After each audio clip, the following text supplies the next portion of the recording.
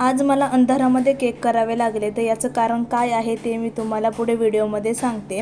तर आज मला इथे 2 केकची ऑर्डर होती आणि दोन्ही केक तुम्हाला मी एका व्हिडिओमध्ये दाखवलेले आहेत।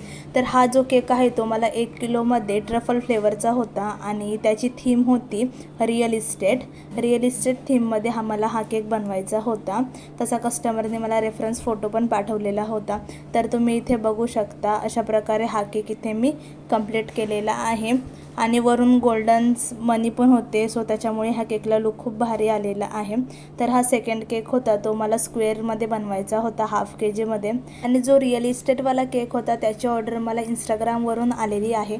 आणि खरंच खूप भारी वाटतं की असे कस्टमर आपल्यावर विश्वास ठेवून आपल्याला ऑर्डर देतात आणि ह्या कस्टमरचा फीडबॅक मी लास्टमध्ये ॲड केलेला आहे। तर अशा प्रकारे हा केक मी ते कंप्लीट केलेला आहे। हा केक बनवण्यासाठी जे नाईफ लागतं ते ॲक्च्युली माझ्याकडे अवेलेबल नव्हतं, म्हणून मी पेपरच्या मदतीने असा शेप बनवून इथे ते केलेलं आहे।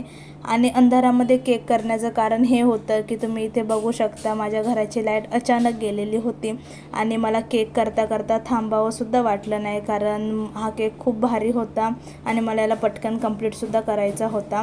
सो त्यामुळे मी अंधारात लाईट लावून इथे केक कंप्लीट केलेला आहे। सो अशा प्रकारे हा केक इथे कंप्लीट करून घेतला। याला वरून गोल्डन डस्क लावायचं होतं ते सुद्धा कंप्लीट करून घेतलं आणि अशा प्रकारे माझे दोन्ही केक इथे कंप्लीट झालेले आहेत। तुम्हाला सुद्धा अशा केकच्या ऑर्डर द्यायच्या असेल तर मला DM करा, आणि माझं लोकेशन माहिती नसेल तर मी कामोटे सेक्टर 35 मध्ये राहते। तर अशा प्रकारे हा केक आपण इथे कंप्लीट केलेला आहे। आवडला असेल तर लाईक करा। भेटूया नेक्स्ट व्हिडिओमध्ये।